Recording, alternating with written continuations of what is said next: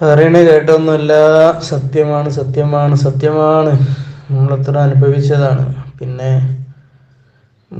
പിന്നെ ബൗരി ഷരീഫ് മൂത്രത്തിൻ്റെ കാര്യം അങ്ങനെ അനുഭവിച്ചിട്ട് എഴുതിയല്ല. മറ്റേ വിയർപ്പിന് കസ്തൂരി മണ്ണുള്ളവർക്ക് മൂത്രത്തിന് പനീറാവും. കാരണം സൂഫിയാക്കൾ ചരിത്രത്തിലൊക്കെ ഉണ്ട്, ഔലിയാക്കന്മാരുടെ സ്വഭാവത്തിലൊക്കെ അങ്ങനെ ഉണ്ട്. അത് അങ്ങോട്ട് അങ്ങനെ സങ്കല്പിച്ച് എഴുതിയതാണ്. വിയർപ്പിന് കസ്തൂരി മണം എന്നുള്ളത് എപ്പോഴും നമുക്ക് അനുഭവിക്കണമാണ്. മനസ്സിലായില്ലേ? ഏറ്റവും നല്ല വിയർത്ത്, ഭയങ്കര വിയർത്താൽ മനുഷ്യൻ്റെ ശരീരത്തിൽ നാറ്റിലുണ്ടാകുക. ബനിയനൊക്കെ അവരുടെ ബനിയൻ ഇപ്പോഴും ഒരു സ്ഥലത്തുണ്ട്.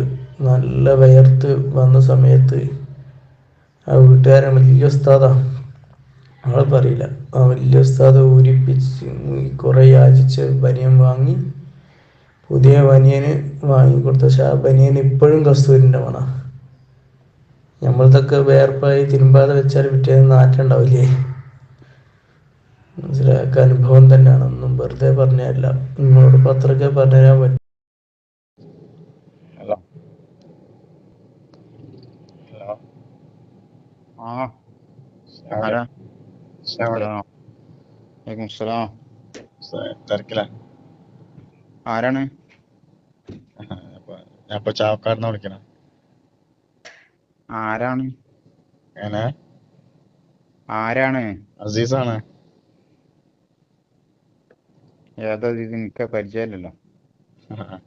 ഞാന് ഉസ്താദിനെ അറിയാം. എന്നിട്ട് ഞാന് വിളിച്ചാല് നമ്മളെ ഫൈസല് കടപ്പടി പറയുന്നത് എന്താ ഉസ്താദിന്റെ എന്താ പനിനീറാണ് മൂത്രം. പിന്നെ ആര്? ഫൈസല് കടപ്പടി വിയർപ്പ് എന്താ കസ്തൂരി. ഫൈസൽ കാടപ്പടിയോ? നിങ്ങള് മൂപ്പരറിയോ? എങ്ങനെ മൂപ്പരങ്ങളറിയോ?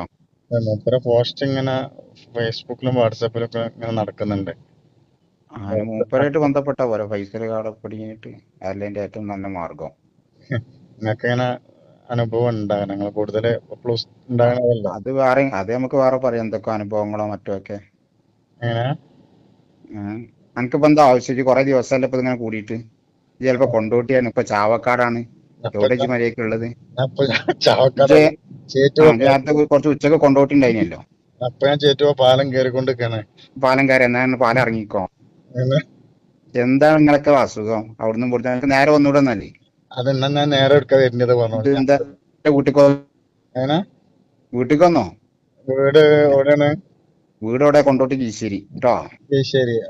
നേരെ ആൺകുട്ടികളായിട്ട് വാ, എന്നിട്ട് ഞാനിപ്പോ സംസാരിക്കാം. അന്ന് ഇവിടെ വന്നപ്പോ ചേറ്റുവ പാലത്തുമ്മലാണ്, കുറ്റിപ്പുറം പാലാണ്, മറ്റേ മറിച്ചെന്ന് പറഞ്ഞിട്ട് കാര്യമില്ല. ഞാനിപ്പോ അന്ന് മറ്റേ ഇവിടെ വന്നല്ലോ. ഇമാം ഗസാലി തങ്ങൾ ഒരുപാട് കാലം ഫിഖുഹും ഹദീസൊക്കെ ആയിട്ട് മാത്രം നടന്ന് ഷെയ്ഖൊന്നുമില്ല. പിൽക്കാലത്ത് പിന്നെ ഷെയ്ഖിനെ തേടിപ്പിടിച്ചു. ഷെയ്ഖിലേക്ക് എത്തിയതിൻ്റെ ശേഷം ഷെയ്ഖിന്റെ നിർദ്ദേശപ്രകാരമാണ് ഗസാലി ഇമാം ഇഹ്യ എഴുതിയത്. ഗസാലി ഇമാം പറഞ്ഞു, അന്നെ പറഞ്ഞു, മക്കളെ, നമ്മളെ ഷാഫി മദ്ഹബിൽ ഫിഖഹിന്റെ കിതാബിന് പ്രധാനമായി തുടക്കം കുറിച്ച ആളാണ് ആര്? ഇമാം ഗസാലി തങ്ങൾ. ഇൽമുൽ ഫിഖ് തന്നെ.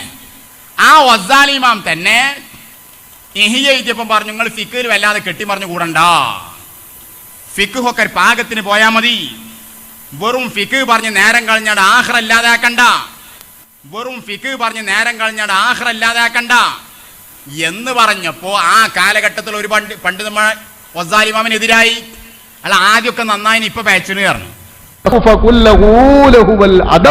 അത് ശരിക്കും സംസ്കാരമാണ്. ആ സംസ്കാരത്തിൽ നമ്മളെ കിതാബിന്റെ അകത്ത് അഖിലാക്കിൽപ്പെടുന്ന എല്ലാം നമ്മളെ കിതാബിലുണ്ട്. ഹദീസിലുള്ളതൊക്കെ അതിലുണ്ട്. അതിന്റെ അപ്പുറം ഏതെങ്കിലും ഷെയ്ഖുമാർക്ക് വരുന്ന കെഷ്ഫ് തന്നത് സത്യമാകാം. എല്ലാ കെഷ്ഫ് മോശമെന്ന് പറയുന്നത്, കെഷ്ഫൊക്കെ നല്ലതാ. തെളിഞ്ഞ മനസ്സിന്റെ അകത്ത് വരുന്ന കെഷ്ഫ് സത്യമാണ്. പക്ഷേ അത് അവർക്ക് മാത്രം സത്യമാണ്, ഹുജ്ജത്തല്ല. സ്വീകരിക്കൽ നിർബന്ധമില്ല. സ്വീകരിക്കൽ നിർബന്ധമായ ഇൽമിനെ കുറ്റം പറയാൻ പറ്റുമോ? അതിന്റെ പേരില് ഫർദ് ഐനായിട്ടുള്ള ഇൽമിനെ കുറ്റം പറയാൻ പറ്റുമോ? അതിന്റെ പേരില് ആയത്ത് ഹദീസിന്റെ അടിസ്ഥാനത്തിൽ സ്വീകരിക്കൽ നിർബന്ധമായ ഹുജ്ജത്തായ ഇൽമല്ലേ ഉലമാഇന്റെ ഇൽമ്, ചൊല്ലിപ്പഠിക്കുന്ന ഇൽമ്. ആ ഇൽമാണെങ്കിൽ സുബ്ഹ് നിസ്കരിച്ച ശേഷം നമ്മുടെ നാട്ടിലെ ഒരു മുദരിസ് സുബ്ഹ് സലാം വീട്ടിയിട്ട് അദ്ദേഹം ദർസിനിരുന്നാൽ അസറിന്റെ നേരം കഴിഞ്ഞ് അസറും കഴിഞ്ഞ് മഗ്രിബിൽ എല്ലാവരും ദർസിലോതുമ്പോ അപ്പോഴും ദർസ്, രണ്ടാം ദർസിൽ കുട്ടികൾ ചോറ് ചെന്നിട്ട് വീണ്ടും ദർസായിട്ടല്ലേ 10-25 കുട്ടികളുള്ള ഒരു മുദരിസ് അദ്ദേഹത്തിന്റെ സമയം മുഴുവൻ ഈ ഇൽമു പഠിപ്പിക്കാൻ വേണ്ടി വിനിയോഗിക്കുന്നത്. ഈ വിനിയോഗിക്കുന്ന മുദരിസ് അയാൾ പഠിപ്പിക്കുന്ന ഇൽമു മുഴുവൻ ഇൽമല്ല, അതൊക്കെ ബലയില്ലാത്ത ഇൽമാണ്. എന്തിനായി പറയുന്നത്? വസ്സാലിമാവ് പറഞ്ഞിരിക്കണമല്ലോ. അങ്ങനെ എവിടെയാണോ പറഞ്ഞ്?